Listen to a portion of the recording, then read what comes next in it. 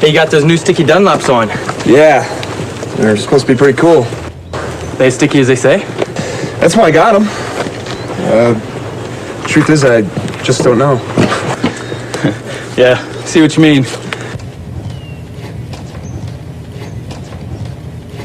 You know, the bike's fast. It's way faster than I am. Let's see how these other guys are getting on. Let's check them out.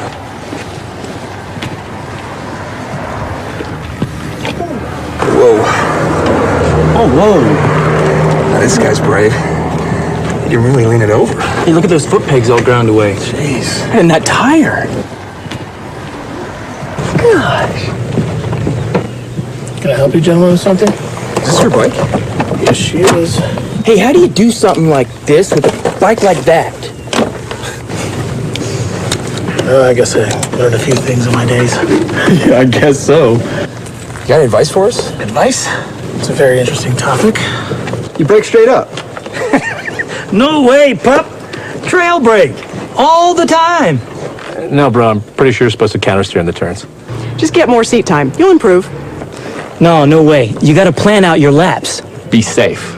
What you do is you downshift to slow down. No. Use the brakes. No, man, it's counter steering. Body steering, man. It's body steering. You got to be smooth. One can hear a lot of advice about riding. Here. I started with this. Yeah. That's the Cornering Bible. Go ahead and read it for a week. And go ahead and bring it back to me. Wow, thanks. No problem. Take it easy, guys. Thanks, you too. You see you around. Hi, I'm Keith Code. We hear lots of advice about how to ride. Some of it's destructive advice, some friendly advice, and some useful tips. Let's see how advice stacks up against the technology of riding. Take how to steer as an example. Most often, our first vehicle had 3 wheels, like this tricycle. Turn the bars to the right, and it goes right. Turn to the left, and it goes left. Simple. Our first ventures out on 2 wheels usually involved training wheels. Now we have a 4-wheeler. From the tricycle experiences, we instinctively turn right to go right, and it works. In the time-honoured method of training, we raise the training wheels. Now we have a recipe for disaster. We've lost 2 wheels. It's now a frighteningly unstable machine. The child expects it to steer like everything else she's ridden. Look what happens though. She steers to the right and the bike tips over to the left, just like all 2-wheeled devices. Just go for it. Even with all the bad advice, out of our sense of survival, we somehow make it work. She has never But balanced do yet. we Lower the training understand wheels. You'll kill the her. underlying technology of it? All 2-wheeled vehicles steer differently to 3- and 4-wheelers. To go right, you apply pressure to the right handlebar. That action initiates the turn. The bike then leans over and the front wheel turns into the turn. It's called counter steering. That's why training wheels are so confusing at first. It's counter to everything the child has learned. There you go. Hey, good job. Listen, kid, steering is simple. You just push down the inside peg, pull the bike in with your knee, push the handlebars down, and lean your body in. Oh, really? I didn't know that. It was false and misleading advice like that that led me to invent the no BS or no body steering bike. Let's see if it will help us sort out the facts of steering. I've grafted an extra set of bars on this bike. The whole idea was to take the handlebars out of the equation to discover what so-called body steering really does. The extra throttle on the top bars allows the rider to maintain his speed. Even with massive shifts in body weight without any input through the handlebars, the bike only vaguely changes direction. This would never get you through the corkscrew at Laguna Seca. Foot peg weighting is another myth. Even with his entire body weight on one peg, this bike merely veers off course, and once his course is set, the pressure has even less effect. Good advice doesn't always put the rider in real control and can prevent us from properly being able to do this. A little counter-steering with bar pressure gets the job done and puts the rider in control. Here, we have mounted a simple pointer on the tank to illustrate countersteering. Let's take it for a ride and see what happens.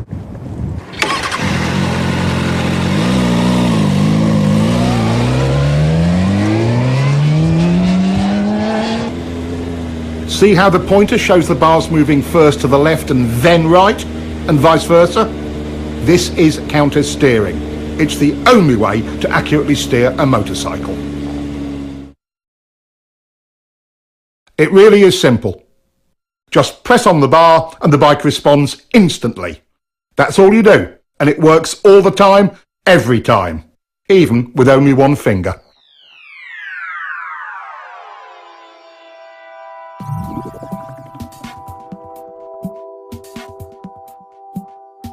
The idea that we lean to steer comes from the fact that when you lean right, you unconsciously pressure the right handlebar, and that counter-steers the bike right. Vice versa for left turns. Lean steering is one of the myths of riding. Some believe body steering works because they can maneuver the bike with their hands off the bars.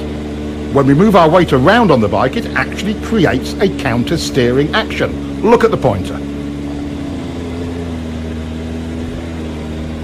Some riders are confused about how they steer a bike once they are in a turn. It's exactly the same. To tighten the turn, you press your inside bar.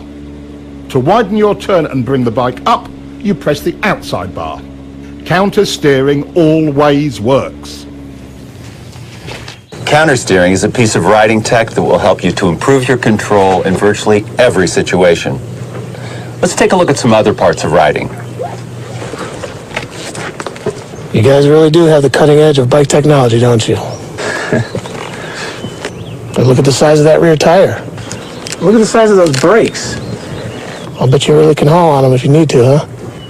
And the frame is stiff enough to handle all the braking power and the grip of the tires.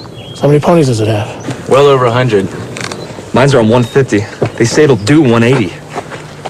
It's impressive. Guess all that cutting edge stuff can make a difference. Thanks, man.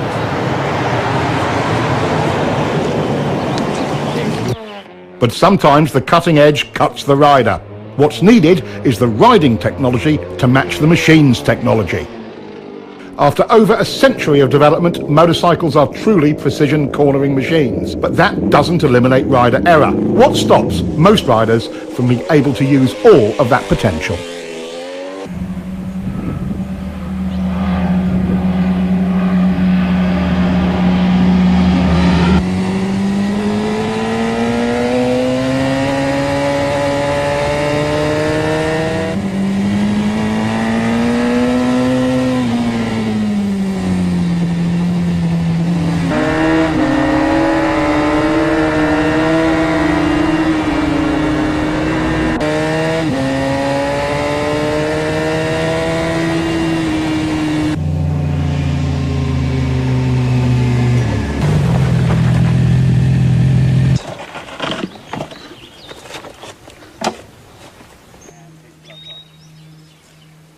Man, I was riding as hard as I could, and the guy just disappears. Yeah, me too, man.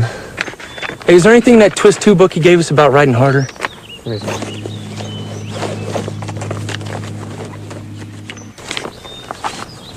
Here we go. To make real improvement, riders can expect to reach a high level of technical skill, but only if they ride at 75% of their limit. Everyone agrees that in some fashion, survival reactions or... Survival reaction? What's that? It's like fear? Yeah. Survival reactions, or SRs, are the ever-present barrier to riders reaching their goals. That's right. Every time I try to up the pace, I get myself into all sorts of problems. It's like I'm afraid to push my limits. But I'm not sure what I'm afraid of. It's me too. It's definitely my personal limit. I describe it more like Mild panic. Oh, let's ride. Let's see if we can get out. Where's my key? Where's my key? What do you mean? I never took it out. It's not here. Look in the bag.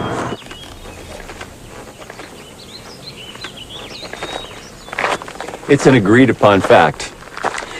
Our instinctive survival reactions, our SRs, ruin a rider's hopes of being confident and in control.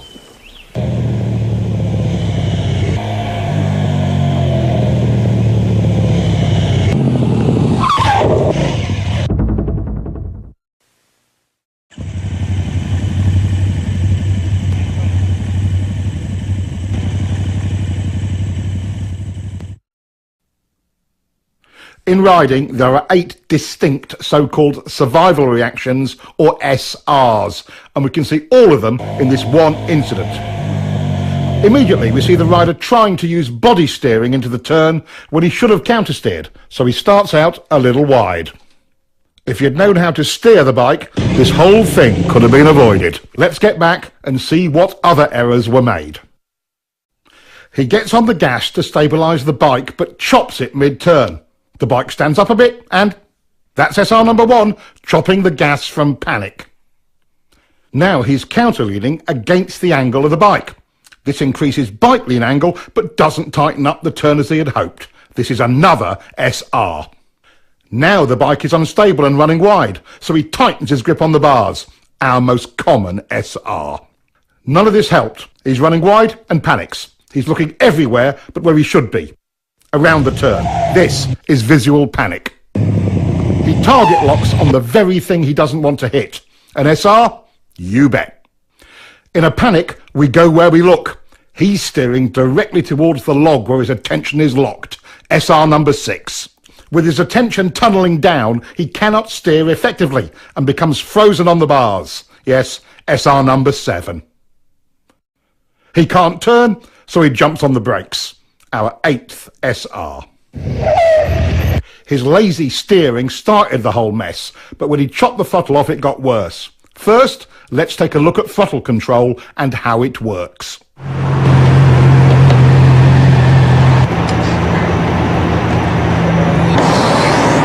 How'd you feel? The bike felt terrible on those turns back there. How was yours? Not too bad, but I didn't have as much grip as I'd like. The roads must have been really slippery. I think I need to play around with the suspension a little bit. You know how to do that? Yeah, but not enough. Hey, are there any suspension settings in that twist of the wrist 2-book that guy gave us? Hold on.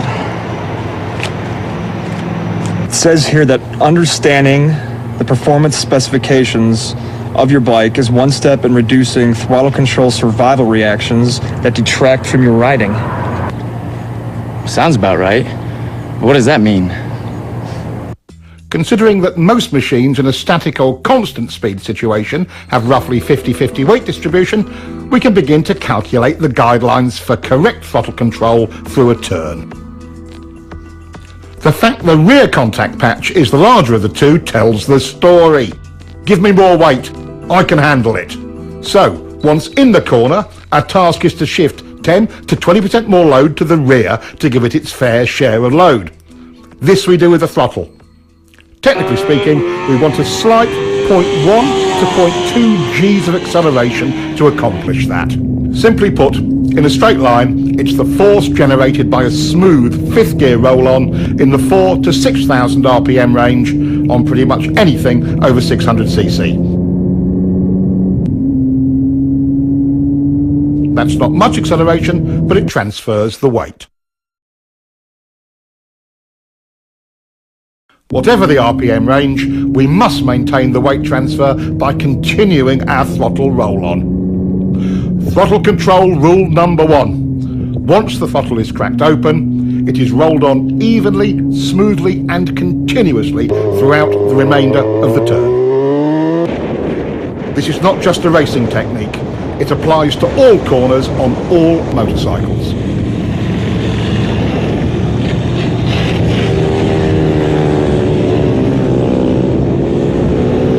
Once the correct transfer of weight is achieved using the throttle, Any big changes in that weight distribution will reduce available traction, which is especially important in poor traction conditions. Once the bike is fully leaned over, violating rule number 1 with poor throttle control will underweight or overweight that particular tyre bike combination. Here again, even in poor traction conditions, good throttle control gives maximum stability and grip. Slides aren't the only negative result from rolling the throttle on and off. For track riding and racing, each throttle on-off or even just a hesitation will cost you time. At least 1/10 of a second, about a bike length, in a slow to medium speed turn.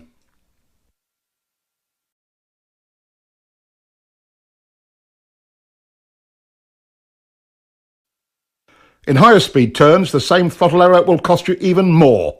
The effects of wind drag are substantial at higher speeds.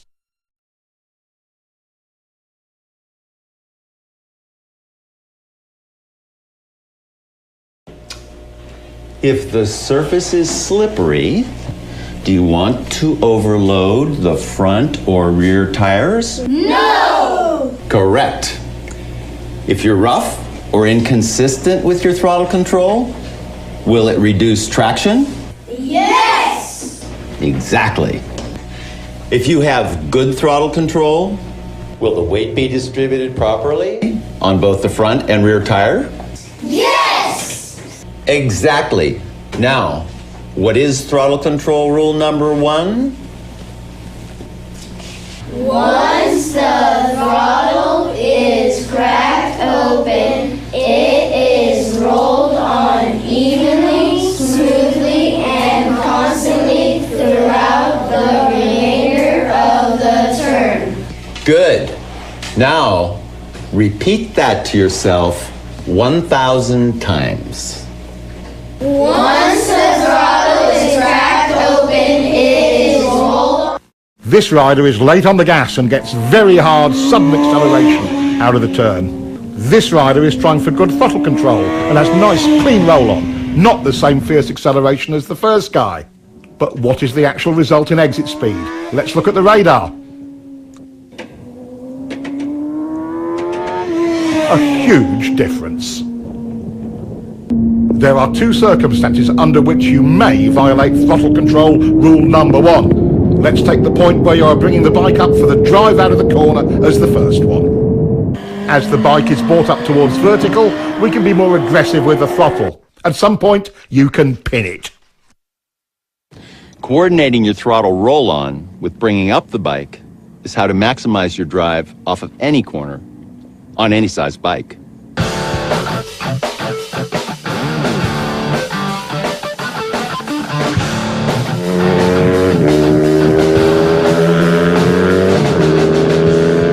Most riders wait until the bike is nearly upright before they increase the roll-on rate. The skill of it is in accurate timing of the pick-up and roll-on. What difference does it make? Quite a lot. The second exception to throttle control rule number 1 is traction control. Riders can be far more aggressive with mid-corner and exit throttle. Double apex turns are the other exception to the throttle control rule. Since you're actually dealing with 2 turns, it's okay to roll off or stop the roll-on between the 2.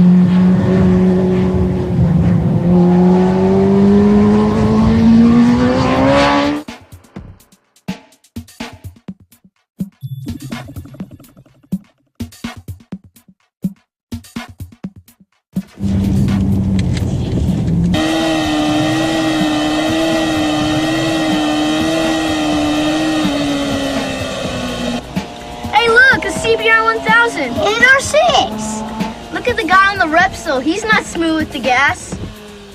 I bet his wrist hurt.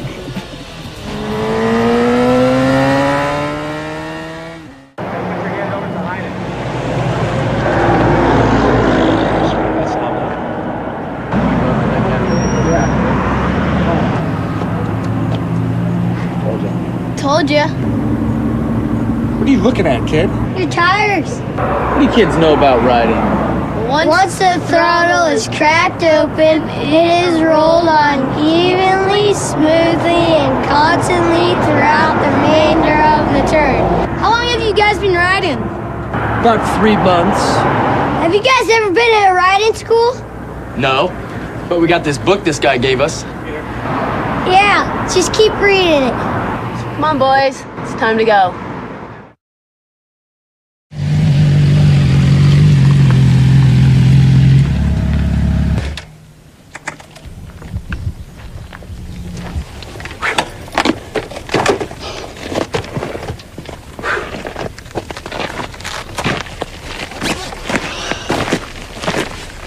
At some of those places, I just couldn't help myself. I kept rolling in and out of the throttle. Yeah, that was cool. Completely perfect the whole time. Really? That's funny, because I still can't get a continuous roll on. That's SR1. Rolling out of and on and off the throttle when you shouldn't. That's right.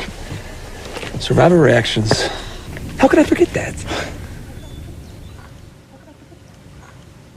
Good handling means predictable traction, and good traction depends on your suspension working well. In mid-corner, on a properly set up bike, the forks and shock work best in roughly their mid-stroke range. With good throttle control, you can see the forks working in their mid-stroke in mid-corner. Is that as good as it gets? Is the bike happy? Are you happy when the bike is happy? Yes, yes, and yes. At what range do we want the rear shock to operate? In the middle, of course. That's its most compliant range. That's its sweet spot, just like the forks. Once you get back on the throttle, weight begins to transfer to the rear. The rear shock becomes our main concern because we must now rely on it more for stability and traction. Contrary to popular opinion, getting on the gas hard makes the back of the bike rise. That applies to both chain and shaft drive bikes. As it rises, the rear suspension becomes stiff. This results in the rear tyre not being able to follow the road's surface as well, and traction is reduced. This becomes abundantly clear when we look at front wheel speed compared to rear wheel speed on a straight. There is quite a bit of tyre slippage, and look at the rear suspension's position. Nearly topped out. Again, it isn't working well. With good throttle control, we get what the bike is designed to deliver: working suspension and optimum traction. Another downside of survival reaction number 1, chopping the throttle, is reduced ground clearance. Not only does the front compress, so does the rear, which further reduces your clearance. Perfect examples. When the rider is hard on the brakes, the front end wheel feels heavy. Under braking, upward. Check her out.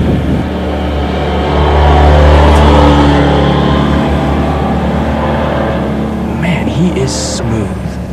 Good throttle control allows the suspension to work properly, and the bike is smooth. Let's see if we can catch him.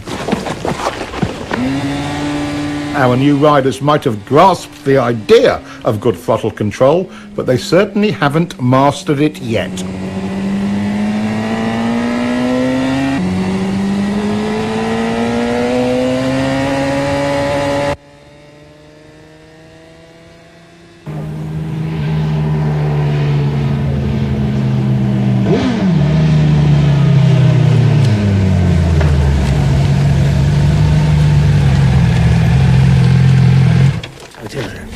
Bye.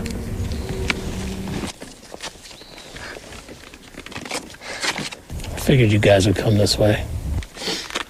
Well, we figured out why you're so smooth.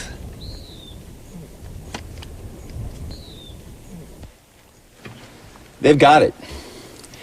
Your forks, shock, and suspension settings create the potential for good handling. Your throttle control brings that potential into reality. Good throttle control has a major impact on slides.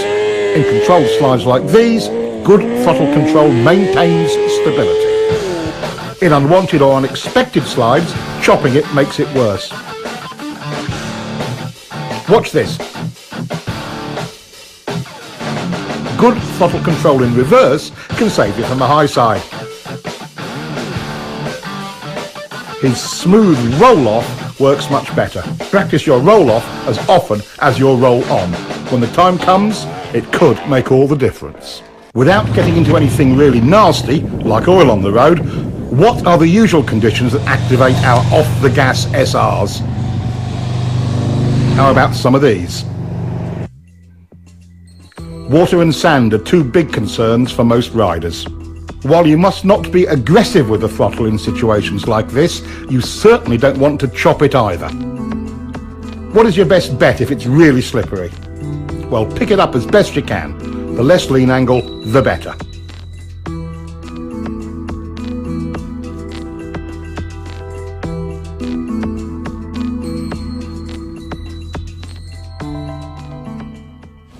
Looks like good throttle control solves many of our rider problems, doesn't it?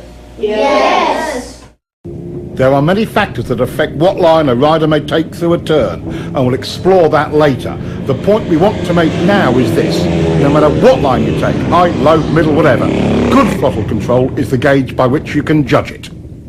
Riders are often confused about why the bike initially stands up and runs wide when they get off the gas mid-turn.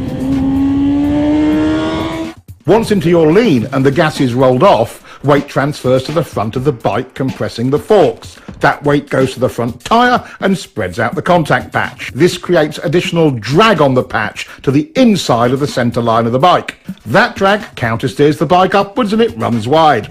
The whole thing can seem confusing, especially as the rider expects to tighten the turn when he rolls off the gas, and he finds the opposite of that happening. A moment later, since the gas is off, the bike slows, leans further over, and finally tightens up the turn.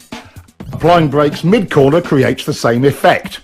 When the weight transfers forward, the result is the same. The bike stands up. A static throttle slows the bike as well. Again, the bike tends to run wide. This effect is even more pronounced at higher speeds and steeper lean angles. Getting on the gas too hard too soon will also send the bike offline, wide. Getting on the throttle too slowly makes the bike feel unresponsive.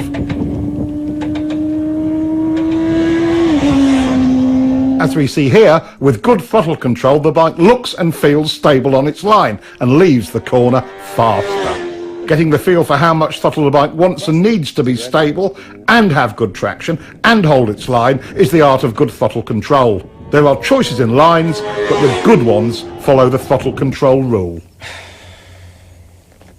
Geez, I'm running wide on the exit almost every time. And I'm following the throttle control rule.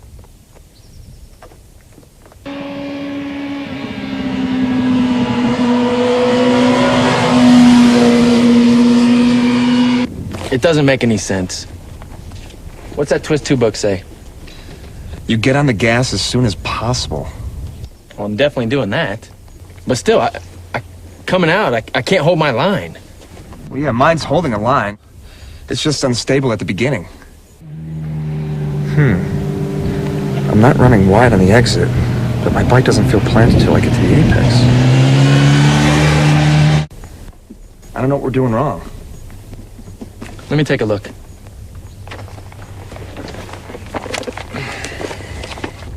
Aha, here we go.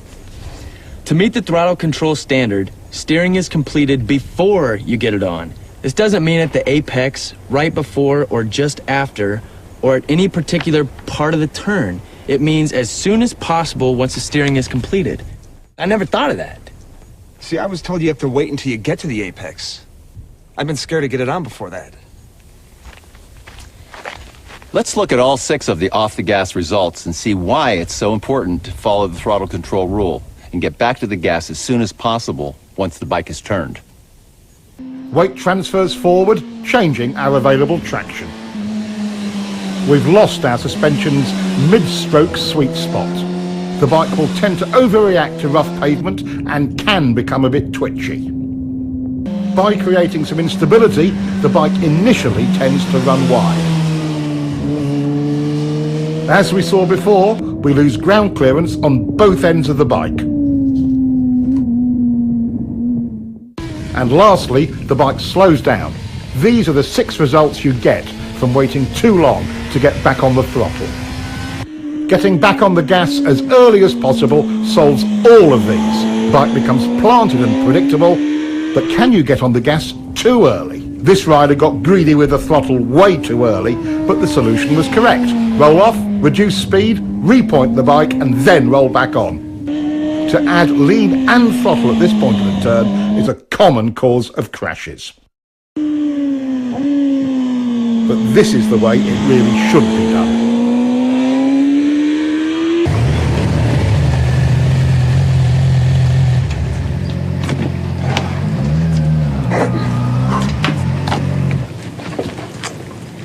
Hey, no more chicken straps. Yeah. I guess we both have a better understanding of throttle control. And we're more confident in the level of grip. Right, throttle control is the secret to getting the most out of your bike. But there's one place you really need to go to see if you have it nailed. The track. I'll see you guys at the track.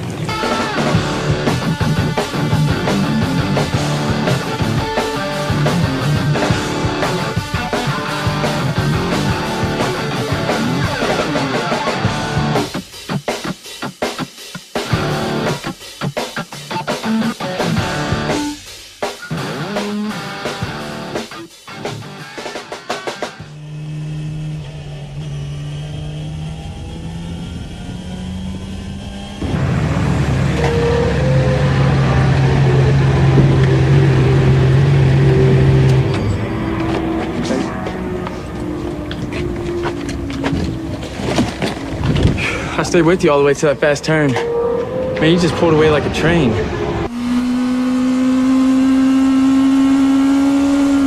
That's because you were charging the turn.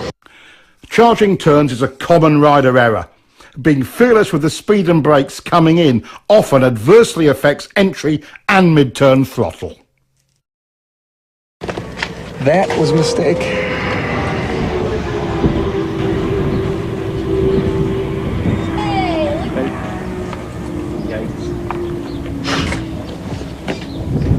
All right, so when my arm is rising, I'm rolling on, and when it's falling, I'm rolling off. So my left hand is telling you guys what my right hand is doing, okay?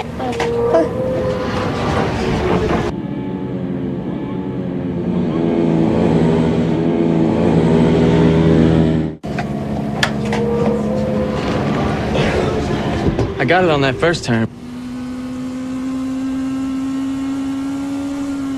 But at double apex.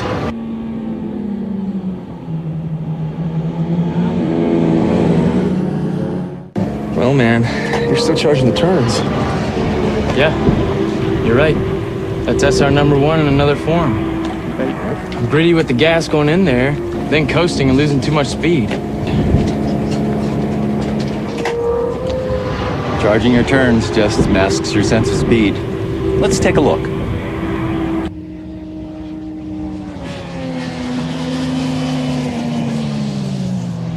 Charging any turn tends to narrow our field of view. When we lose our reference points, it affects our sense of speed. This is one of our SRs. Our new rider is still charging corners and chopping the gas. That will cost him turn entry speed and a clean early roll-on.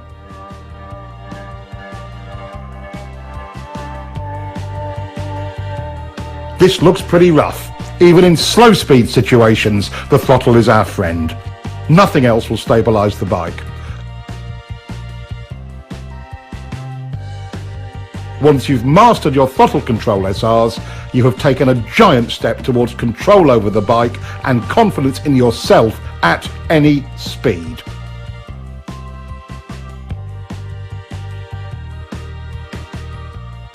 Understanding your bike's needs and wants is important. You don't have to be world champion to see throttle control optimizes your bike's suspension, smooths out rough surfaces, helps you hold your line, and optimizes traction in practically every situation.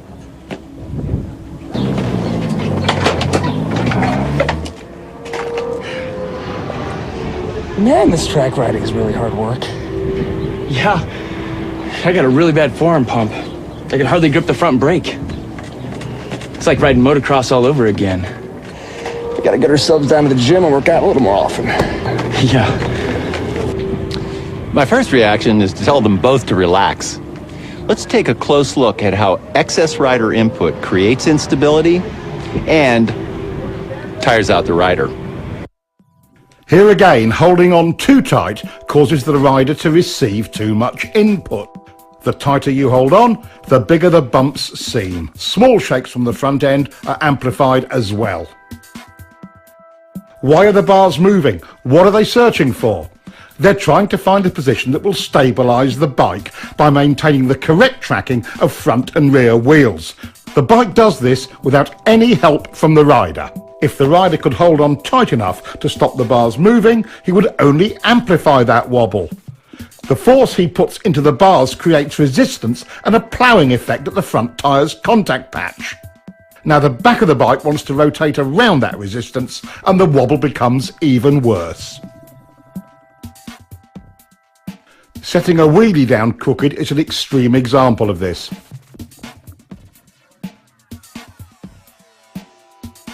Let's look again. When the front wheel is not in alignment with the bike's direction of travel, there is a huge resistance created at the front contact patch. The wheel immediately tries to realign itself with the bike's direction of travel. Take a look at the massive deformation in the front tyre as it sets down. When the rubber springs back into alignment, the front end shakes. Look at the difference in front end shake the rider is creating when he is too tight on the bars. Being stable on the bike but loose on the bars reduces bike twitch.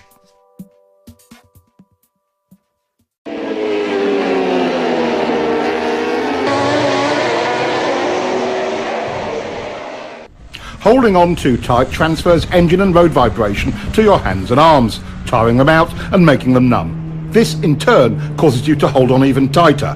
This same elevated level of feedback can, again, easily distort your sense of speed. When the rider responds by tightening up on the bars, it gets worse. This is SR number 2 once again, tightening on the bars.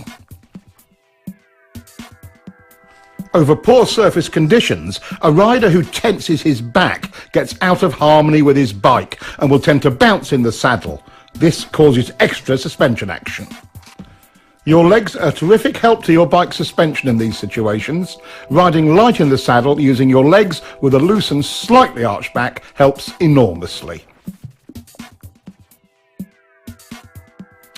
Most riders become anxious about being blown around by other vehicles or the wind and tighten on the bars. As the upper body is buffeted by the wind, the bike is being steered by the wind. Ride loose like this and the wind's effect on the bike is reduced. Other key rider jobs are similarly affected by holding on too tight. Being stiff on the bike while riding through bumpy turns tends to turn the throttle on and off. Suspension and traction are affected because good throttle control is not maintained.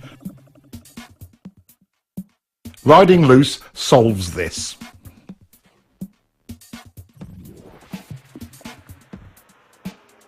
Riding rigidly can shake your helmet and blur your vision. The more you try to brace yourself and hold your head still, the more it shakes. This can even make your neck sore. Limber and loose is smooth. Do you ever find yourself making steering corrections while in the corner?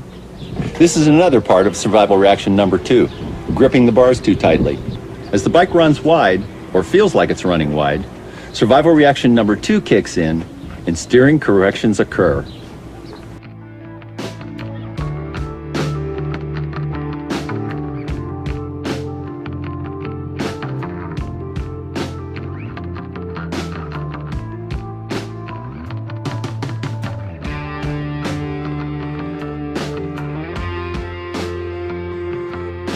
This all makes the bike more unstable and it runs wide in the corner. How much actual bar pressure is needed to hold your line? As you can see, with good throttle control, none. Check this out. I'm not helping the bike at all by holding on. The tighter I get on the bars, the worse it gets. I don't need to go to the gym to hold on tighter. I need to lighten my grip on the bars. I had it all backwards. Like most avid cornering enthusiasts, you've tried to hang off. There are several key elements we'll cover on this. First, when do you hang off? One of the more common beginner errors is moving over into a hang-off position right at the turning point. Notice the bike wiggling? The rule of thumb is to pre-position your hips just before you roll off the gas. This method will reduce problems from unwanted handlebar and body inputs. The second novice knee-jogger error is hanging off too far. Enough is helpful, too much is awkward and does more harm than good. Notice how stiff the rider is when off too far.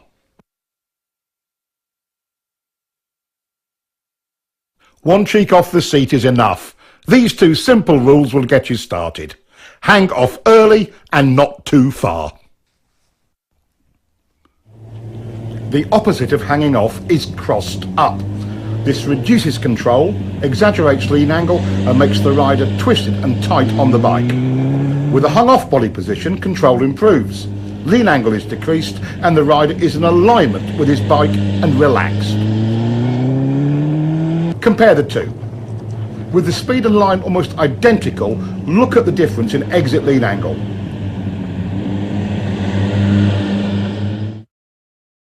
Less lean equals more throttle and better drive.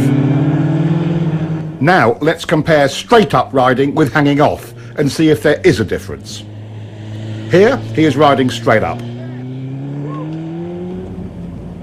Once again, at nearly identical speed and line, there is a measurable difference in lean. Body position on the bike can positively or negatively affect your riding. He could have gotten over sooner for this corner. Getting over before turning, he's smooth as silk entering the turn. Both errors here, moving over while turning, and he's off too far. The problem is compounded when you lose connection with the bike. He's remedied that. Now back up a bit. There he goes. His arms can now be loose and relaxed. When the whole body position and turn entry package is done right, it affords a rider the maximum of control with the absolute minimum of effort. Here's another view of a clean, loose run through a turn. The human machine works this way. When the lower body is unstable, we must rely on our arms and torso for support. Once the lower body is stable, we are at liberty to relax the torso and get great body position. Notice how much lower he can go without tension. Let's look at the difference between his moves on the bike when disconnected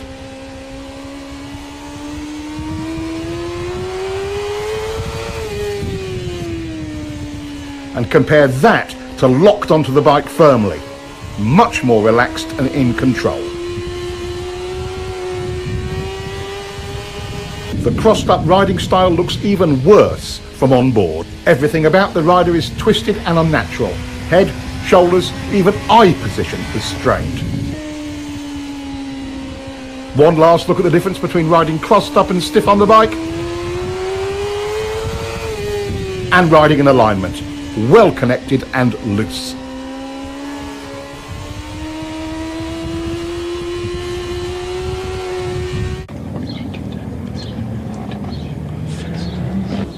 It's easy to see how we can create instability with the bike. What design features do sport and sport touring bikes have to help prevent that? Why do sport bikes even look the way they do? High-backed seats anchor the rider more firmly, reducing the need to hang on by grabbing the bars too tightly. Large tanks help provide a better perch on the bike. Some riders use it for elbow or forearm rest during cornering. They can also provide a resting place for the upper torso. Knee cutouts on the tank's side provide a more stable way to hold on, allowing the rider to use the bars less. Rear set foot pegs are really important. They give the rider a more stable perch for moving around on and steering the bike. If this bike had cruiser pegs like this, it would be unrideable. In fast turns, trying to anchor yourself firmly on the bike requires something to hold on to. Unfortunately, the inside bar is the handiest thing, resulting in the rider pulling on it. This makes the bike go to the outside of the turn because you are counter steering. Gripping the bike with one or both legs eliminates this problem. Resting an elbow on the tank can help. The hanging off style can have another unfavourable side effect. By pulling yourself from one side of the bike to the other using the bars, you will make the bike wiggle. Anchoring yourself firmly on the bike and using your legs to move reduces unwanted handlebar input and avoids the problem. Is a motorcycle truly out of control when it's sliding? How do you save it when the front or rear tyre gives up traction?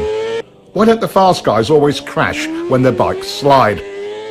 While wiggles and shakes are distracting, there is a far more dramatic and deadly result from survival reaction number 2. That's being too tight on the bike. This is the stable position for a front wheel during a slide. What would happen if the rider resisted this movement? When you counter the front end's natural attempt to stabilise the bike, you create resistance at the front contact patch, making the slide worse, and turning into high sides like this.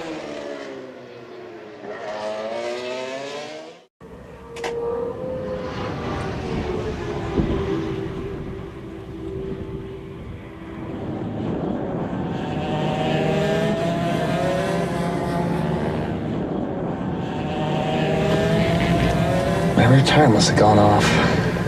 Sliding in turn 3. Problems? I didn't know you were out here. Yeah, sliding in turn 3. How's your throttle control through turn 3? Really good. I've already worked that out. You have any arm pump? Yeah, now that you mention it, I think I do. Well, being tight on the bike can start little slides before you get anywhere near the limits of traction. Really? It's not the tire? Well, can you ride it just to see? Sure. Always wanted to ride one of these.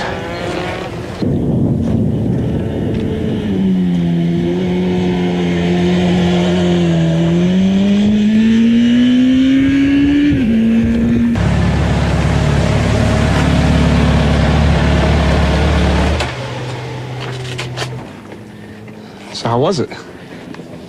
Oh, the bike's great. Thanks for the ride. Oh yeah, your tire's fine.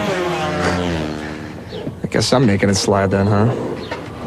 SR number 2 strikes again. I'm just too tight on the bars. Try it again. I'll follow you. Really? Thanks.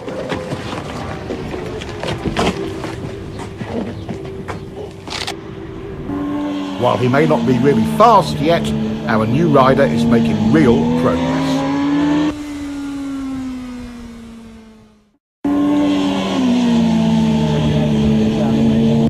The 3 most common reasons for front end slides are 1, over-braking going into turns. 2, from overloading the front tire. This is called pushing the front end. The standard solution to a pushing front end is getting back on the gas. And 3, from slippery surfaces. Fighting the front will make you crash. Letting the bike do its own thing, relaxed on the bars, is the right choice. You are dangerous to yourself to the degree you let this survival reaction number 2 grip you in its claws. Take control by doing nothing. Let the bike stabilize itself. I'm getting a lot of head shake over turn 6. I think it's my shock or forks. Guess it could be a bad tire. Does it happen every lap? Yeah. No. Maybe once every 2 or 3 laps at first. Then it did it every lap. I had to pull in. See, here it says bikes don't do anything every few laps. Only riders do. So I bet if you loosen up on the bars, it'll stop. Yeah, I think you're right. Yeah?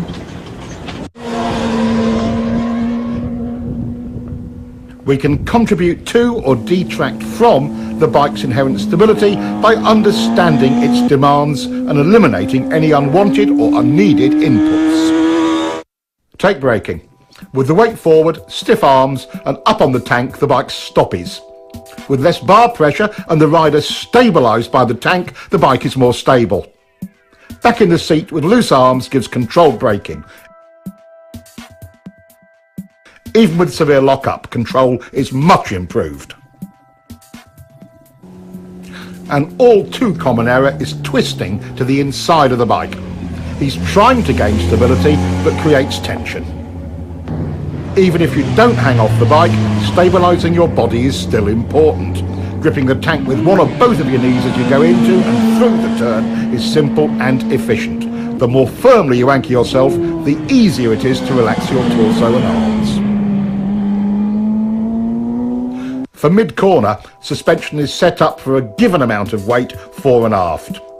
The bike cannot compensate for you moving around on it. As we've covered already, get into your fore and aft position on the seat early and stay there.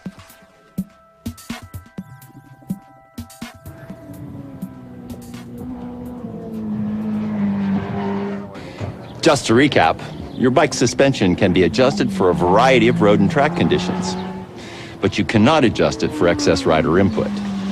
By being loose, the rider allows the bike's suspension to perform at its best. The main points of rider input are: hanging off too late creates instability. Get over early. Hanging off too far creates instability as well. Being disconnected on the bike looks like this. Locked on is better. Twisted on the bike. Going with the bike.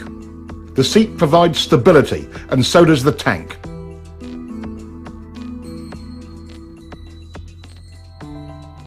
Use your pegs. Riding stiff. Riding loose. Using the bars to hold on. Using the tank. Tight equals front end shake. Loose is stable. Crossing on the bike. Going with it. Tight, it slides. Loose, it recovers. Acceleration head shake. Acceleration stability. Braking instability. Locked on in the seat gives good braking stability. Yep. All those things have happened to me. Yeah, you should just let the bike do the work. I'm causing my own handling problems and making myself tired.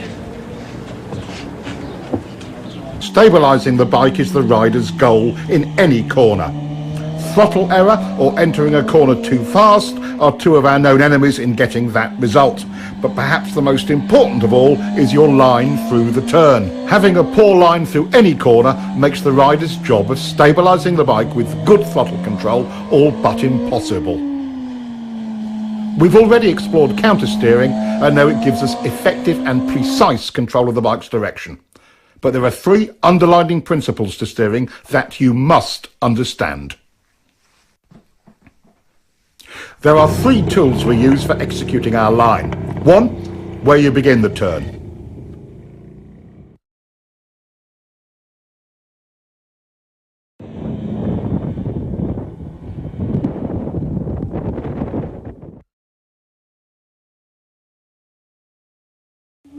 Two, how quickly you flick the bike over.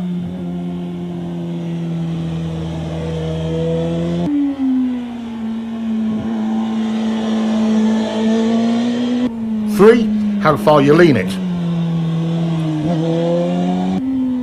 Let's investigate the first one, where you start the turn, and see how it can affect your cornering.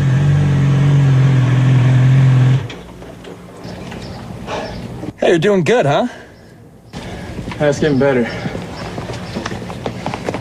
Looks like it. I'm getting a feel for throttle control, but it's inconsistent. One lap I'm good, the next I'm stalled on the gas in the same turn. I know what you mean. My line changes from lap to lap, so I don't always have the confidence to keep rolling it on.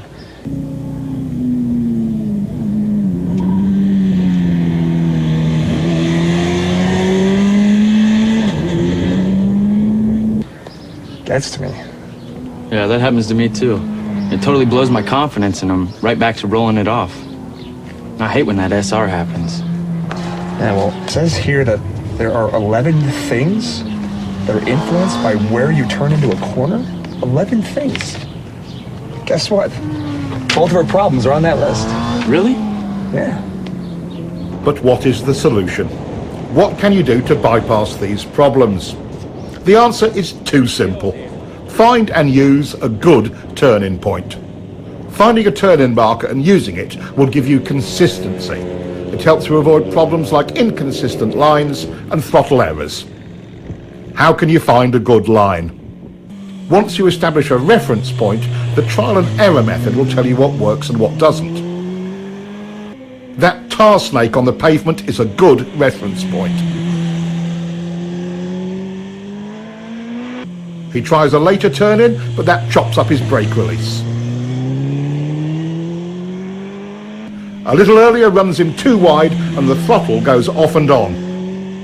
Right after it, he carves a clean line and, most importantly, the throttle control is great. Let's look at some cornering theory. What kind of line would allow you to get back on the gas most easily for good throttle control throughout the corner? One that starts here? No. Good. One that starts here? No. All right. How about this one? Starts here? Yes. Good. There are actually 11 ways your turn entry position or your turn-in point affects how you corner. First, let's look at your overall corner speed. He's taking an early turn-in, resulting in an inside line. It's plenty fast coming in, but slower mid-turn and exit. Turning in later, trying to straighten out the turn, allowed him to get back on the gas earlier. Your entry point has a huge effect on overall corner speed. While the low inside entry had a high approach speed, it was slower mid-corner and exit.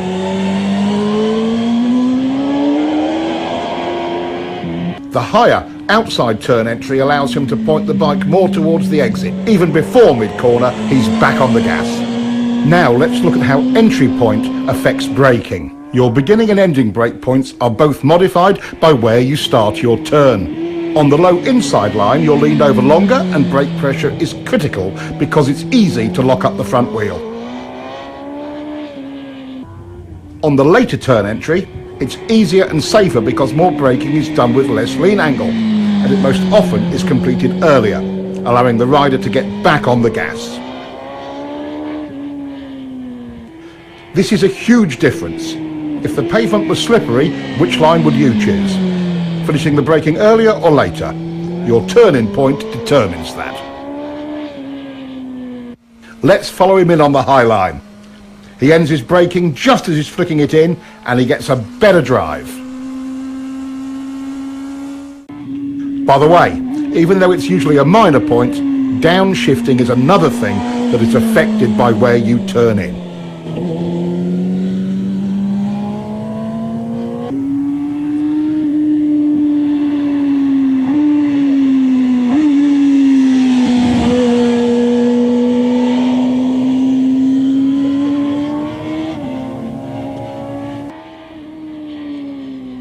Of the key tools of turning, one is how quickly you can get the bike over.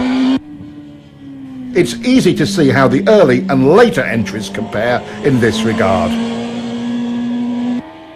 The low entry requires lazy steering. You can't flick the bike onto its line. The later turn-in allows for a decisive steering commitment to the turn. Mid-corner and exit stability and speed start when the gas comes on. Watch both lines to see where the gas comes back on.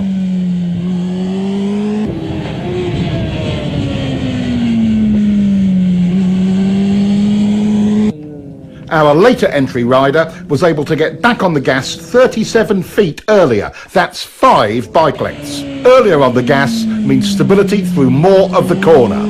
Your turn-in position has an enormous effect on that. That's 6 points so far. A good drive off the turn is number 7. Low line entry checks your drive because number 8 on the list, lean angle, also comes into play. You were leaned over further and longer from a low line entry.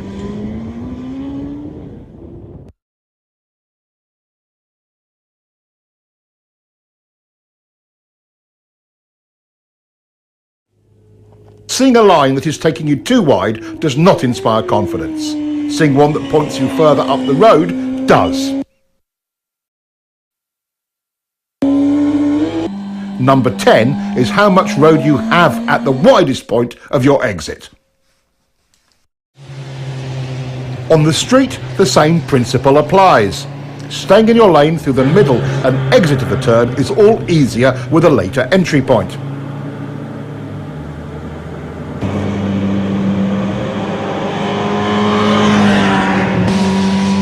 This helps reduce panic and provides riders with a greater margin of error in regard to oncoming traffic. The 11th and final aspect that is affected by our turn point is mid-corner lean angle correction. While they may seem like a fact of life, they're a common rider error that results from this same tech point: early turn entry.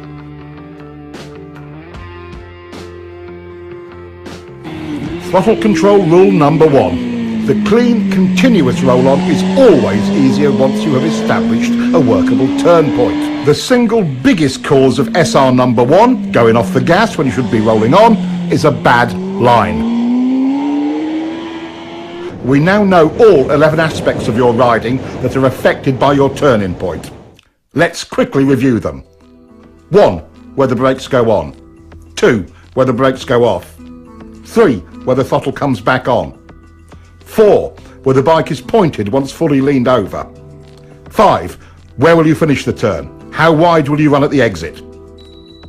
6. Where will you downshift? 7. How much lean angle will you use? 8. How many, if any, steering corrections will you make? 9. How quickly or slowly will you have to steer the bike? 10. How much speed you can approach the turn with? 11. How quickly or slowly the throttle may be applied. Good. Those are the 11 things affected by your turning point. Now, let's look at how quickly you turn the bike and how that affects your cornering.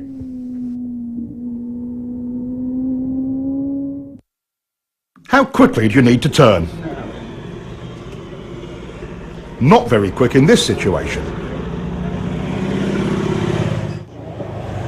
It would be silly to quick flick the bike when you don't need to.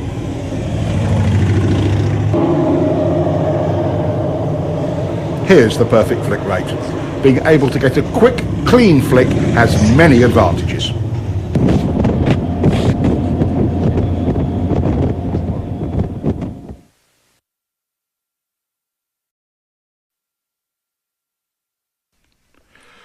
How does the rate you flick the bike affect your line in any series of corners, like these S's?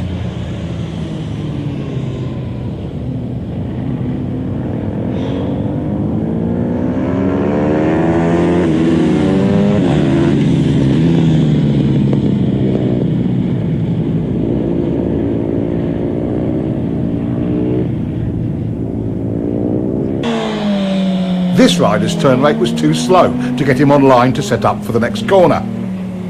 This rider makes the same approach, starts his turn at the same place and is running the same speed and with a quicker flick.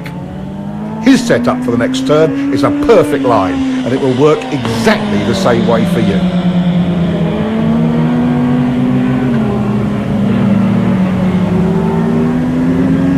Once you begin your turn, where do the cornering forces start to push you? Outside or wide in the turn? Exactly. If this is your intended line, and you're lazy bringing the bike over, where will you go? Outside or wide in the turn? So, if you flick the bike a little quicker, would it get on that line? Yes! Class, you are brilliant today. Since we don't like to run wide in turns, and for a very good reason in situations like this one, we must continue to lean the bike further and further to make the corner. Lazy steering forces you to lean the bike more than is necessary, and you'll be leaned over longer. Let's compare.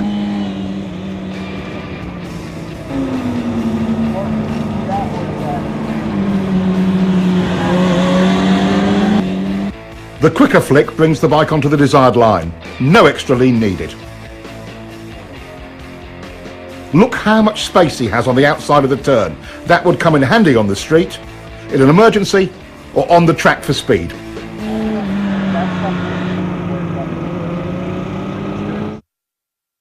And look at the difference in acceleration.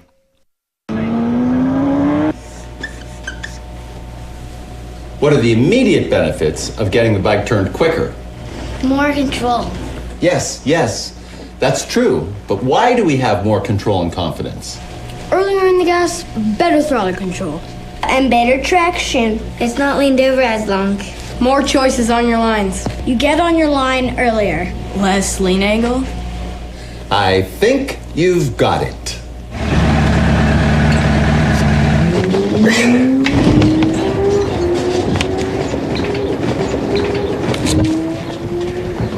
Are they even in school? Maybe that's a version of homeschooling, huh?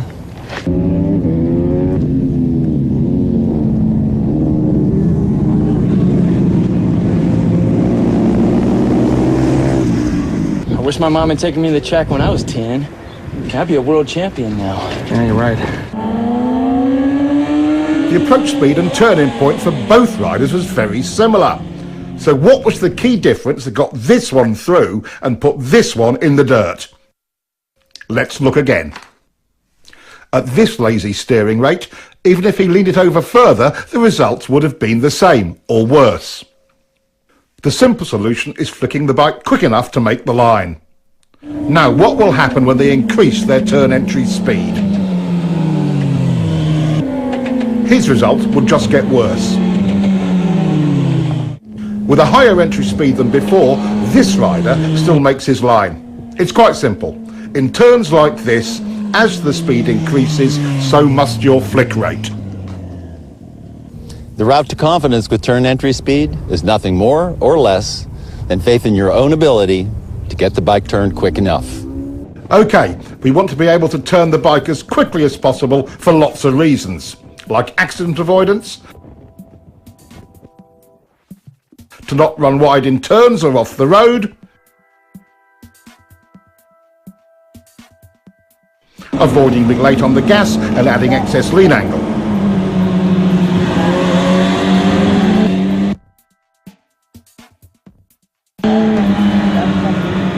Not to mention, you'll get a better drive. How do we make this possible? How do you become efficient with your steering? What works and what doesn't work? The plane of rotation of the bars looks like this. At a steep angle like this, half your input into the bars goes straight down and is a total waste of energy. At this angle, you're still only 75% efficient. Here, your input is in line with bar rotation and is 100% efficient. This is another great example of how understanding the technology puts you in full control. A simple experiment will tell you if what I say is true or not. Get forward on the bike and position yourself directly over the bars and try to push the bike down into a lean. A lot of effort, but not much happens. All motorcycles work this same way. It's the horizontal rotation of the bars that gets the job done.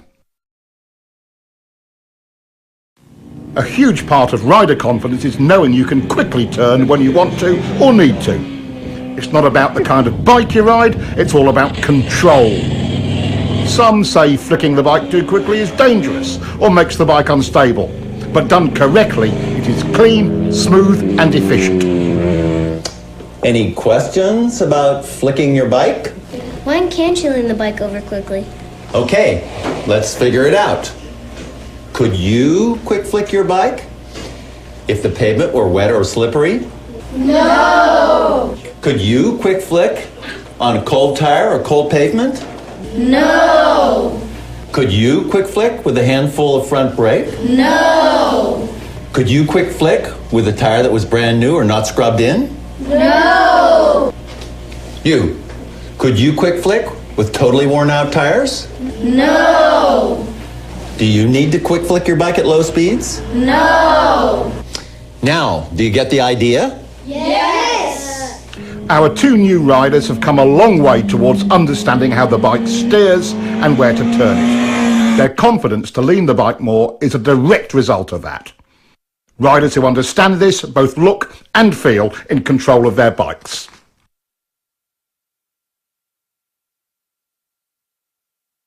It's amazing. Once you understand the actual technology steering the bike, it totally changes your riding. Yeah, completely changed. I feel in control of steering the bike now. I know how quick to turn it. I know when and where I need to lean it. It's like I'm seeing the turns completely different now. My SRs are way quieter. It's so simple. Yeah, once you understand it. In double apex turns like this one, things can sometimes feel a little busy. Trying to maintain a continuous throttle roll-on only runs you wide, because it's really 2 turns. But the rider has more choices.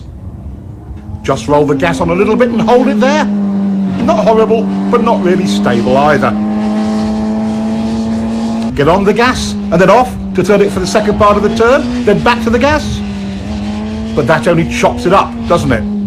He could go in hard and brake a bit, then on the gas again. That could work, but you'd better be super smooth.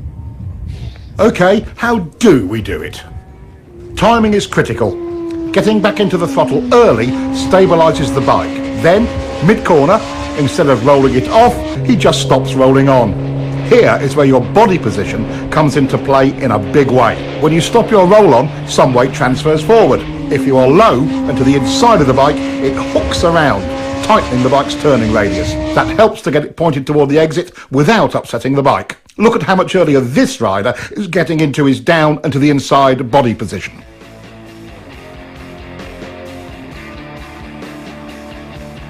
Here we see an average hang-off position.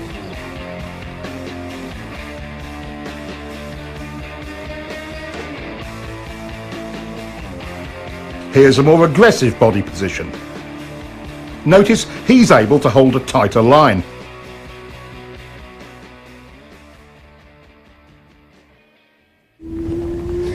Now that's the hook turn technique, and can work in almost any cornering situation. On the road, this technique can be used quite effectively if you find yourself running wide in a turn.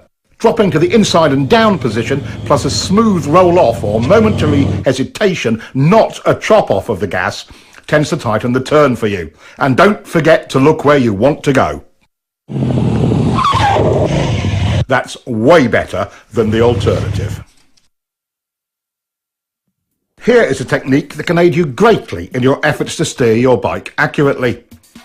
We quite naturally push off or pivot from our trailing foot to produce maximum power and control. With that in mind, using the left leg to generate the power to press on the right bar and vice versa is a logical step. It provides the rider with maximum stability on the bike. Stability equals control and strength. As we lock our lower leg into the bike from the foot peg to the tank, we begin to create lower body stability. The next step is a slight tightening of the thigh muscles. This locks the pelvis in position, which then provides a stable base for the whole torso. With the torso stable, the rider's ability to apply pressure to the bars is vastly improved. We call this pivot steering. You might call it power steering, because once you master it, it feels so easy to steer the bike. Work on your quick turn. It pays huge dividends in control and confidence in any situation on any bike. Now that we know what a turn point is all about, how often do you get it just right? Is it usually too early or too late? Too early. That's right. Riders tend to turn in too early, and there is a reason for it. Would you like to know how to change this part of your riding?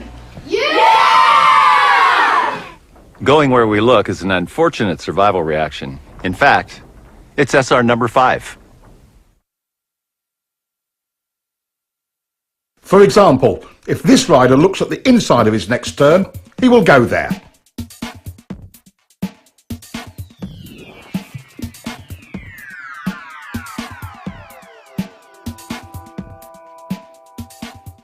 Once our attention becomes fixed on something, we steer towards it. In common parlance, it's called target fixation. And that's what causes riders to take too early an entry into corners, or run wide, like this. We already know what the results of turning in too early are. Training yourself to look in without turning in is how we overcome this SR. We call it the two-step technique.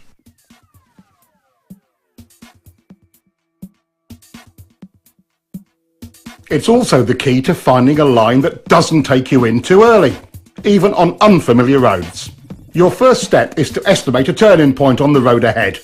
You don't know the road, so you're just establishing a temporary reference point. Step 2 is find your mid-corner position. Where you clip the inside of the turn is your apex. The trick here is looking in to find it without turning the bike in at the same time. Now he looks in, but notice how he is staying wide in the corner. Now, would you be able to see a line from this position? No. Keep looking, but don't turn yet. How about from here? Not yet, but it's getting better. Okay, now you can see your apex clearly. That's exactly where your turn-in point should be. Nothing provides more confidence than knowing you're on a good line, and it does wonders for your throttle control.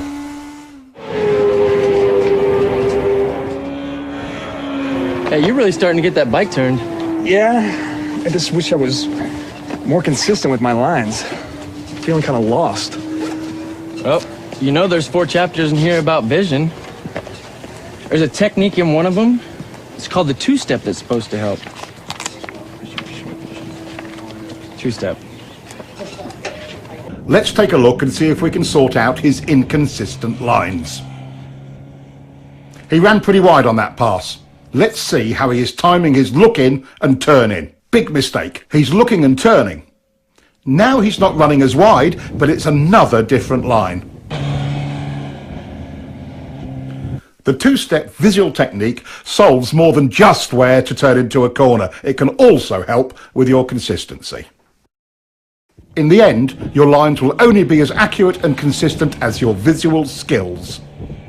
Knowing exactly where you want the bike to go before entering, using the two-step technique handles that. Applying the two-step technique allows the rider to gain space and time at the entry of the turn, to apex and pick up his next turn point accurately. Once you truly learn to lead with your head and eyes, you'll be able to enter all corners smoother, more accurately, and, for track riding, usually faster. It's as good as it gets. Using the two-step turn entry technique also helps combat the look-in, go-in early SRs. By training yourself in this technique, you'll always be 2 visual steps ahead in every turn entrance. Wow, what a great technique. I don't feel rushed to the turn point. I mean, at all. No, me neither. Hey, that two-step works. Hard braking can be both confusing and terrifying. No other control action on the bike can produce such dramatic results with so little effort. Most riders' survival reactions run wild under heavy braking. Brake technology has come a long way.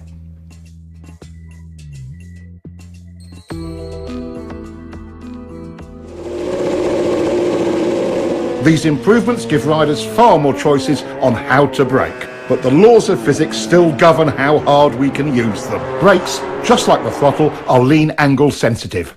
The more lean angle you use, the less you can use either of them. This brings up all kinds of questions about technique. Should I do all my braking straight up? Or should I trail the brakes into the turn?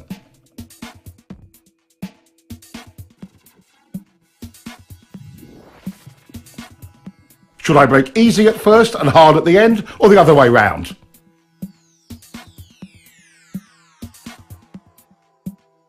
How about easy, then hard, and then easy again?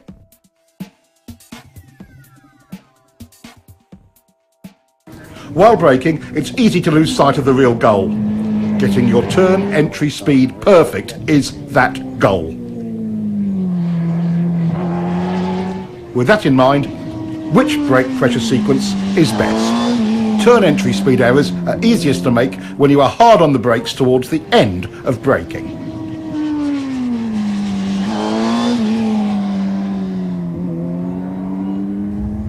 In the fine art of braking, gradually trailing the brake off is the way to accurately find your entry speed.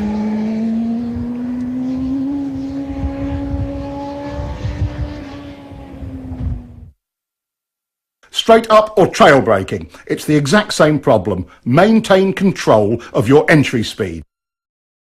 Overbraking, SR number 7, often creates other problems like poor throttle control and extra steering corrections. Both unsettle the bike and can even cause excess wheel spin. Panic braking in the middle of turns is something we try to avoid because it stands the bike up abruptly. Unconsciously, we apply pressure to the bars to maintain our line. That additional input is one of the primary reasons for trail braking crashes. Restraining bar flutter does not let the front end follow the road, which reduces available traction even more. Despite its dangers and drawbacks, trail braking is a useful tool. Just imagine yourself leaning into a turn at 200 miles an hour with the brakes on like this. If you have to brake in a turn because of an emergency, like debris or a surprise decreasing radius, bringing the bike up as you do it is your best hope for not washing out the front end. Simultaneous braking and downshifting smooths things out and reduces distractions. This helps you get your turn entry speed right. Watch the timing of the clutch and throttle action in slow motion.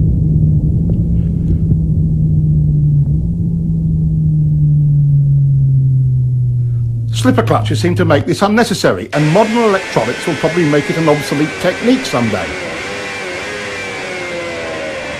Too bad. It's quite fun when you get it right the old-fashioned way. Riders come up with all sorts of strange variations to solve braking and downshifting. He's downshifting first and braking later. That's unnecessary engine abuse. Use the brake first. Pads are cheap, engines are expensive.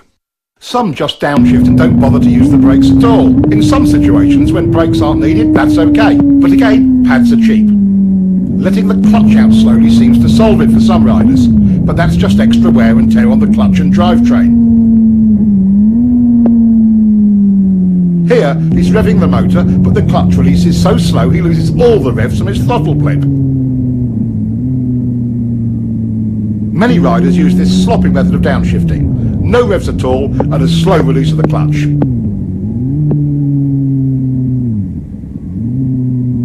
Getting too big a throttle blip over-revs the motor and causes the bike to surge forward with each gear change. Another common error is over-revving and varying the brake lever pressure from the exaggerated wrist movement. This is choppy and causes the bike to pogo. Too early downshifting uses the engine as a brake and over-revs it. Not revving the bike between shifts and inconsistent brake pressure pogos the bike up and down. Here, he's shifting and easing out the clutch slowly. That takes time and attention.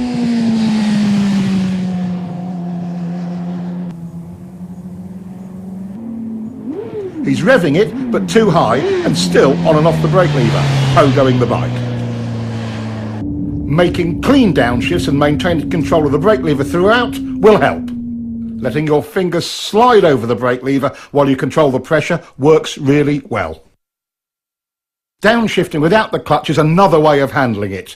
Careful timing of the throttle blip and the gear lever makes it surprisingly easy and smooth, with or without a slipper clutch. It may take some practice to make them perfectly smooth.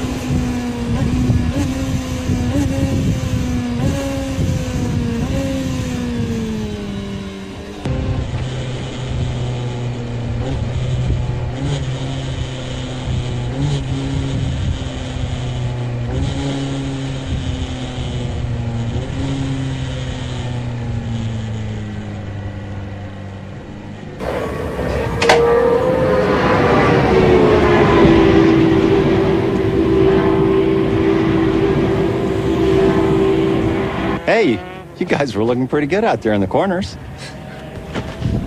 Thanks. You know, we learned a lot from your book. That's great. I'm really glad to hear that. I did notice one thing, though. How do you guys feel about your braking and downshifting? I see. So, clutch in, gas on and off, clutch in, gas on and off, clutch out, clutch in, gas on and off, clutch out, you got it. Clutch in, gas on and off, clutch out. Just a little coordination point, it's really all it is. I can't believe how distracting that used to be. Oh, absolutely. And even after I improved my visual skills, I was still feeling rushed at the turn entries. Well, you know, I guess this is a pretty good example of how little coaching can really help. Oh, man. Traction is the obvious limiting factor on our speed and direction changes. We've explored how throttle control, rider input and surface problems can affect traction. But let's take a closer look. A new rider's perception of traction is a little sketchy. As we gain more experience with traction, our perception improves. There are some classical approaches to understanding traction used by average riders and pros alike. They can give riders a new perspective on tyre grip. It's a classic route to understanding traction. Here's Keith's solution to understanding traction. He calls it the lean and slide bike.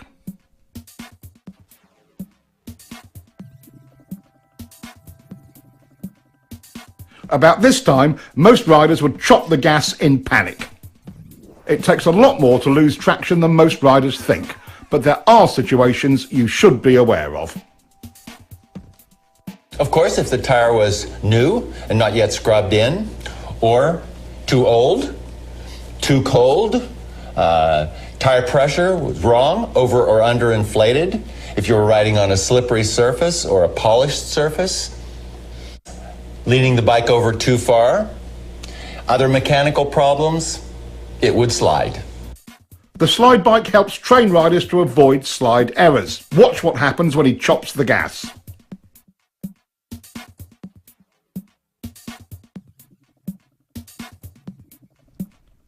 As we've already seen, when rolled off, not chopped, it is far less violent.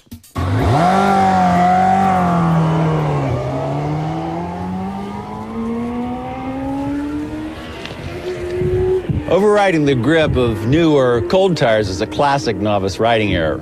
Even at relatively modest lean angles and speed, a cool tire on a cool day can surprise you when you first go out.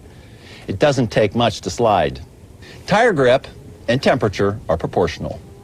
A cold tire feels like it has maybe 25% its normal grip. A warm tire on a warm day feels more like 75% or more right away. Don't be a fool. Gradually bring the speed and the temperature up. Never trust the tires. Trust yourself. Learn to bring them up to temperature according to conditions. In generally good conditions, as we have here, modern tyres deliver excellent traction. Good throttle control is the foundation that allows a rider to explore the limits of traction. Even with good throttle control, a small slide can start or get out of hand when the rider is tense. The rider's ability to be comfortable with traction limits depends upon having the key elements of throttle control, rider input and visual skill.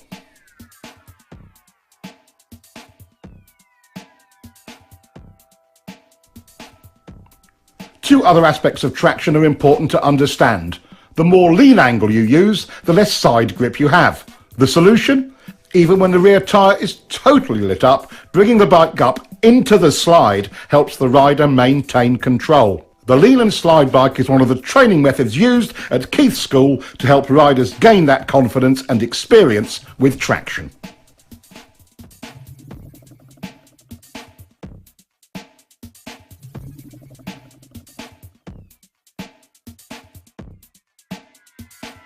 All 7 factors, visual skills, steering, turn points, line, rider input, lean angle and picking up the bike must be under the rider's control for him to be confident with the throttle and with traction.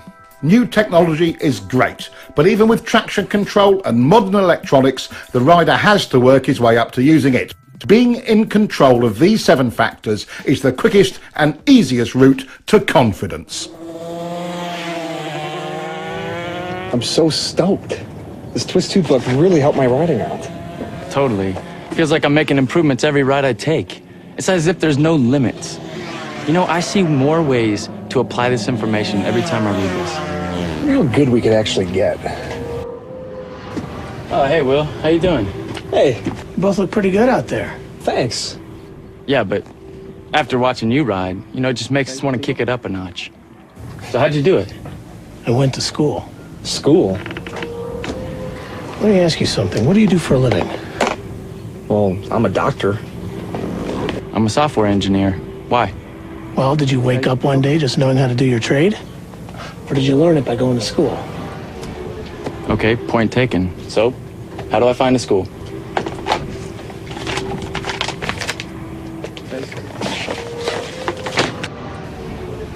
Is this where you went? That is where I went. California Superbike School. Really? Best training you'll ever get. See you, Will.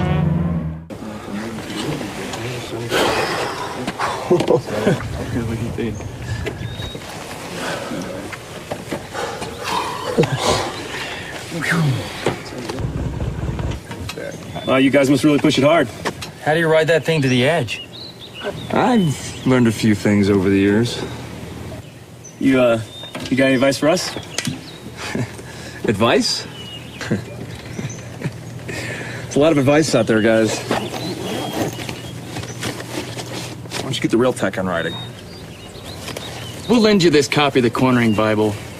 We'll be here next weekend. You can give it to us then. Twist the wrist, too. Oh, thanks a lot, guys. No problem. Looks like I have to get myself another copy.